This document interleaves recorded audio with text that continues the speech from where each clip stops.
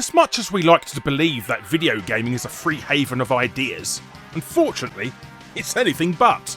Over the past 3 decades, publishers have been hoarding concepts on an alarmingly increasing basis just to get the edge on their competitors. Oh sorry, I shouldn't say edge, as you will soon find out. But this episode, we take a look at all the oppressive patents, crippling copyrights, and general horrible hoarding that goes on in the world of interactive entertainment. So, hello you, I'm Guru Larry, and I welcome you to Fact Hunt, 4 shitty patents that ruined gaming.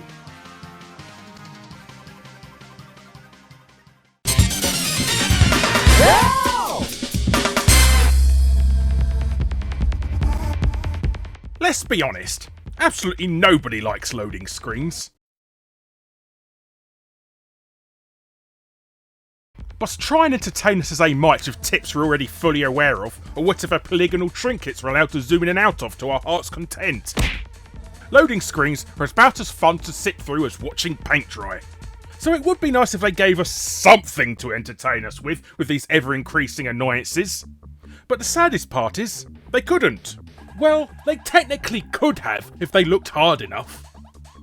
Let's head back to the launch of the original PlayStation. The must-have game to own for Sony's little grey box of joy at launch was a port of Namco's arcade hit, Ridge Racer. But unfortunately, as it was so memory intensive at the time, it took a while to load. That's where Namco came up with a genius of idea of disguising the frustration by adding a little mini-game of Gallagher to pass the time. And even better, beating this mini-game also allowed you to unlock new vehicles in the game, so it was a win-win situation for gamers. Or so we thought. Namco decided the idea was so good, they took a patent out of it so no other bugger could do it. They of course placed this exclusivity in a number of future PlayStation titles, which culminated in Starblade, itself a PS1 game, as a loading screen mini-game for Tekken 5. But for those who bought a non-Namco published game, we had to lump it and sit through static screens for the next 2 decades until the patent expired in 2015.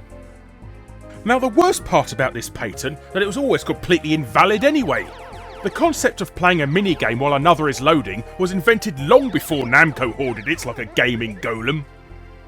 Back in the 80s, home computers delegated to audio cassette tapes had to endure even longer loading screens. So many of them accommodated loading games, or load-in games as they were often called back then, such as Skyline Attack for the Commodore 64, or Jobei 2 for the ZX Spectrum, which ironically had Pac-Man as its loading game. But the ultimate load-in game from this period was Invader Load, a pretty simple Space Invaders clone that had music composed by the legendary Rob Hubbard and was programmed by Richard Mad as a Hatter Applin, a man we'll have a great deal to talk about in an upcoming episode. So in conclusion, we all have Namco to thank for literally wasting 20 years of our lives to rampant thumb twiddling and shouting, "Oh come on!" to a panel of glass, due to a completely fraudulent patent that should never have been granted. Also, lesser so to the entire video game industry who was too bleeding lazy to check if it was even valid.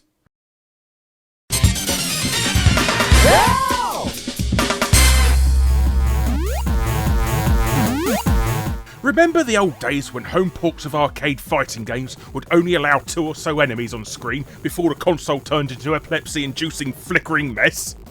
Hardware limitations back then prohibited mass gang wars in pixelated form.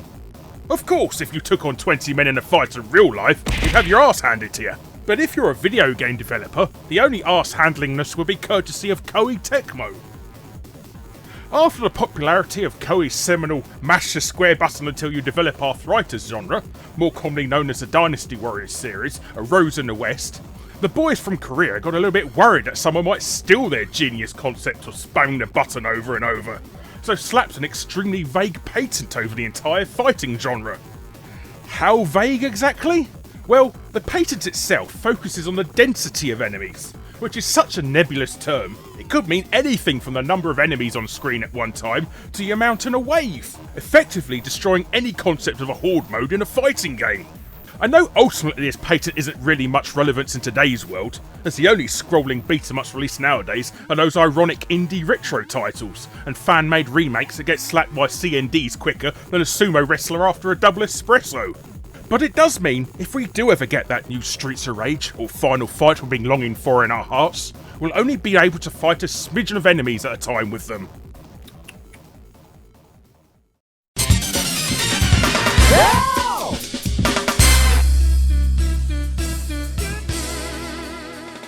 Racing and video games have gone hand in hand pretty much since the very beginning of the industry, and we're always first to take advantage of whatever technological leap forward hardware had to offer. But have you ever noticed that when you change views in a car game, it snaps to the view instantly? As in, there's no transitional camera pan? No, I bet you didn't. But we all have Sega to thank for that one. They may have fallen to the wayside by constantly offering us endless bloody Sonic and Football Manager sequels nowadays, but there was a time when Sega was the absolute king of arcades, and boy, did they want to keep it that way. Roll back to 1991 with the arcade release of Virtua Racing.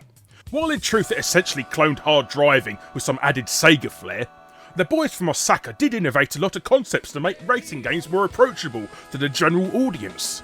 One of which was the ability to view your car from a number of different angles. Which is a great idea. Racing games could be make or break from their choice of viewing angle.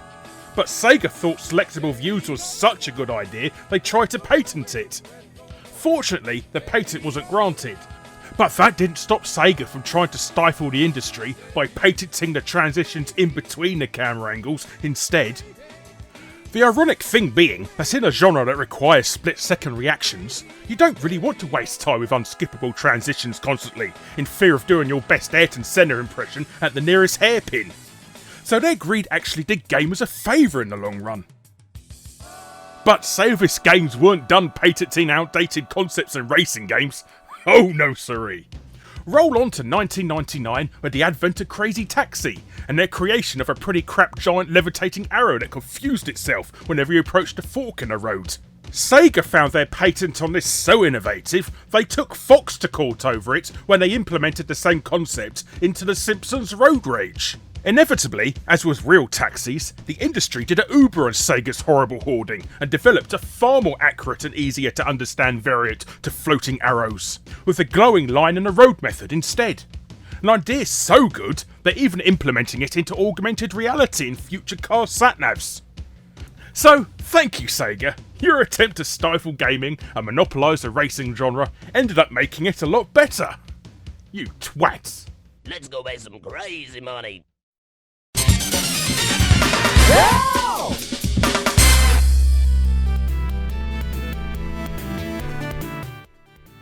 And as always, we'll end an episode of Fact Hunt with the most insane inclusion on our list.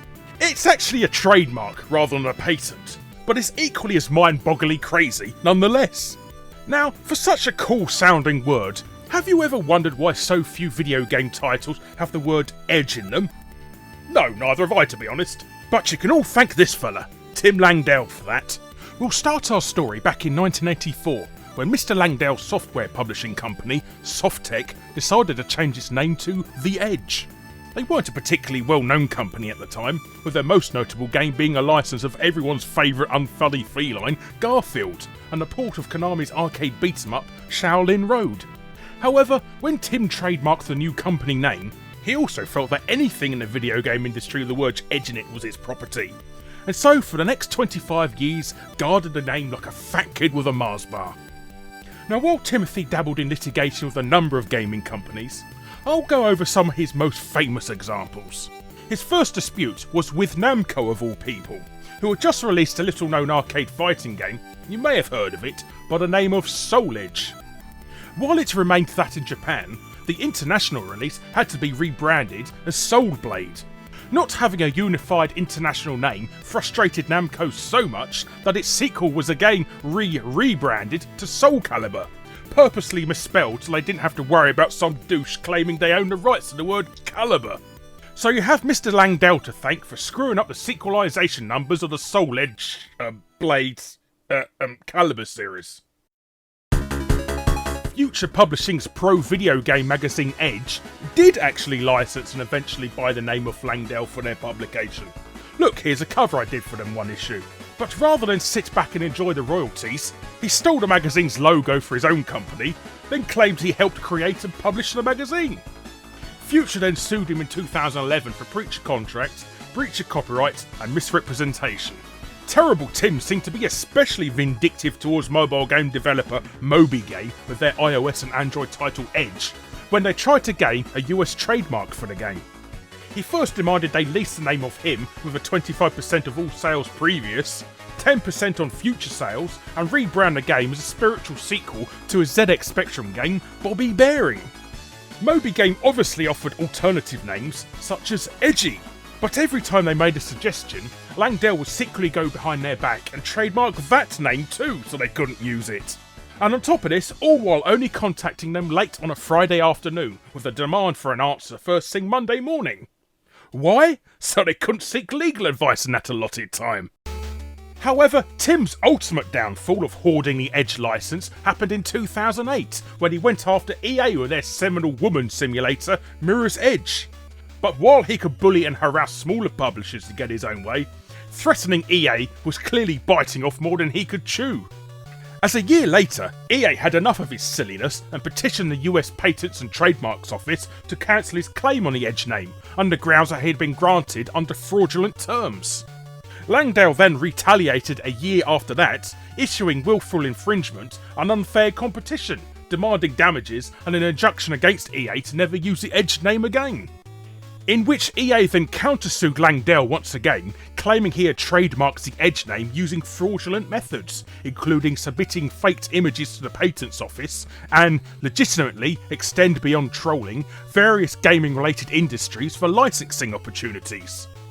The outcome of both lawsuits was achieved out of court. Both parties would pay their own fees, neither would receive damages, and Langdell would relinquish his ownership of all uses of the word Edge, with the US Patents Office finally cancelling the Edge name, as well as 4 other similar terms, on April 9th, 2013. So while this trademark didn't necessarily affect us as gamers, it did screw over a ton of professionals in the industry.